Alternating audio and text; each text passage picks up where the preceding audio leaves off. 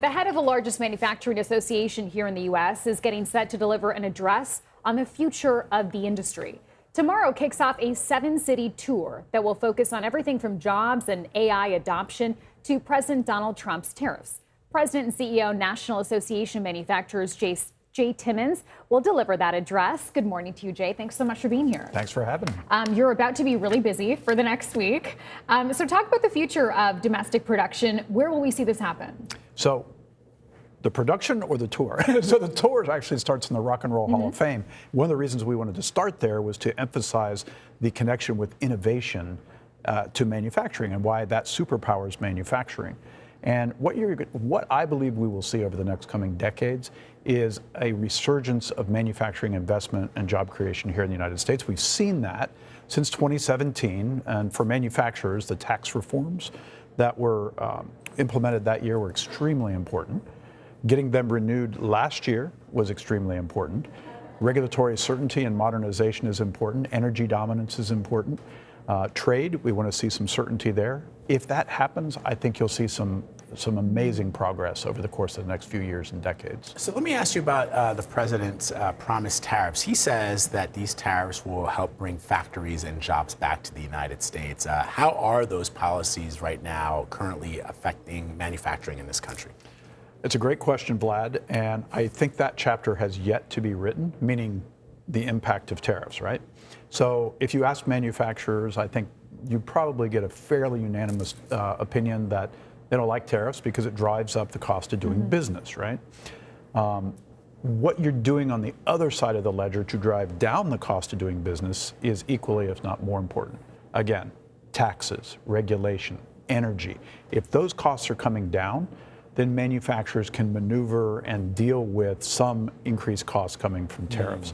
What they really want to see is they want to see predictability and certainty. So that means, Mr. President, if you're going to impose tariffs, and we know that that is important to you, so we assume that's going to happen, then do it, put it in writing, and make sure we know what the rules of the road are moving forward. That helps with investment decisions in the future. So if you also think in terms of trade agreements, the USMCA, which the president negotiated in his first term, and he has right to be proud of that, but it needs some improvements, and he wants to improve it. When we see that done, I think that gives us even more certainty and predictability here in the United States. So let's talk about tariffs and the impact that it's had here on consumers and producers. So what are we hearing from industry leaders about how they're trying to now curb foreign production? Well, look, I think we've spent decades, 5, 6 decades, growing this global economy, and it's a very interdependent economy. And frankly, over the last year, we've pretty well said, okay, we're not going to do that anymore. We're going to focus on the United States. That has been the policy of the United States government. And so it involves a lot of difficult decisions for manufacturers as they figure out where that next dollar is going to be invested, and how they can move supply chains to the United States from, let's say, China, Southeast Asia. A lot of that started occurring during the pandemic, where we saw some terrible shortages of things that we needed. And manufacturers, I think, accepted the challenge, and they want to see those supply chains and the reliability of supply chains happen right here in the United States. But that's going to mean higher prices for us, no? Well, again, let's look at one side of the ledger. If we're driving down the cost on taxes and regulations, not necessarily. One of the things that we do really well here in the United States is we actually happily pay our workers more than other areas of the world. So there is a cost associated with that. But quite frankly, we're pretty proud of that fact, right? Manufacturers actually pay more than any other sector of the economy. And one of the reasons for that is because these are good, long-lasting jobs that are important to the success of our country economically. I guess I'm just wondering what you would say to people who aren't prepared to pay more for things they're used to paying a certain amount for. Let's say, a t-shirt for $15. Yeah, so I'm hopeful that as more production locates here in the United States, you'll start to see some of that leveling off. Saw a little bit of the inflation rate cool down, not enough, I would say, over the course of the last few months. Hopefully that trend will continue. So let me ask you, Jay, about automation and specifically artificial intelligence. What will we see in the years ahead? I mean, people are suggesting people who are very smart that automation and artificial intelligence will wipe out many traditional jobs, including in manufacturing. What are you hearing? So I don't think I would characterize it that way. Yeah. One thing about manufacturing, if you look at it over the course of centuries, is every generation, the jobs and the skills necessary for those jobs evolve. So I'm starting, as I said, the tour at the Rock and Roll Hall of Fame. And 125 years ago, when manufacturers produced the first wax record, basically, folks were up in arms saying, it's going to destroy music in this country, and music professionals, they won't be necessary anymore. Well, of course they are, and the music industry has only grown. And that's because we've evolved, and every industry evolves.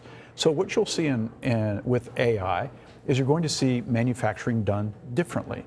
So we currently have 433,000 open jobs, Vlad, in manufacturing today. That number has been fairly consistent every month for the last decade or so, even more than that. And that number is going to grow by 2 million in the year 2033 if folks don't have the right skills. And a lot of that is related to AI and getting the skills necessary to operate that. Okay, so then my follow-up question would be, Jay, then, are you able to pay those people who take those jobs a wage that allows them to have the kind of lives that when we were at the height of manufacturing in this country in the post-World War II era, where our parents were able to own their house, and some of them even had like a little tiny beach house, and they were working at the Ford factory, or they were working in steel mills in Pittsburgh. The question is, can you keep up with the pace and the rate of inflation? So I think we are, right? Again, we pay more than any other sector of the economy, on average. Not every job does, but on average, we pay more than other sectors of the economy. And I think that's why people like to actually go into manufacturing. That's what, to your point, that's what my grandfather did. He went from the farm and decided he wanted to be part of manufacturing at the Mead Paper Mill in my hometown of Chillicothe, Ohio. And that allowed our family to become part of the middle class. I know that manufacturers the demand is there for those jobs, which means the salaries and the pay, also is there as well. So I guess the last question would be then, why have so many of these jobs gone overseas? Again, with a large number unfilled, part of the reason for that is there's two reasons. One, we don't have the people here that are doing the jobs. We haven't trained the people. We haven't encouraged the people to come into the sector. Another is, until 2017, our tax policy for manufacturers was pretty bad. We were basically sending a signal to manufacturers: we don't want you. You go there where it's cheaper to make where the tax rate is cheaper, where the regulatory system is more inviting, where energy is less expensive, right? And so we started to focus. Every president I've worked with in this job, so George W. Bush, Barack Obama, Trump 1, Biden, Trump 2, they all wanted to grow manufacturing in the United States. And I have to give credit to this president for his tax and regulatory policy. Have to say that President Biden was very focused on chips, the chips industry, as well as investment in infrastructure. And so together, when you see all of those policy changes being put in place to reduce the cost of doing business here and to incentivize manufacturers to invest here, that's how you see that growth. I will say that we had Pennsylvania Governor Josh Shapiro on CBS Mornings a few weeks ago, and I asked him specifically about this, and he has talked about implementing a policy in Pennsylvania that doesn't focus so much on the old, not the old, but the myth that you have to go to college to be able to get a job, that he wants to train people to take on these manufacturing jobs across multiple industries, because he thinks that is the future. Governor Shapiro has been a great champion for manufacturing growth. And his focus on trade schools and technical schools and education, I think that's what you're seeing from other governors across the country who want to attract manufacturing investment to their shores. Jay Timmons, thank you very much for being here. Appreciate it. Thank you. Appreciate being here.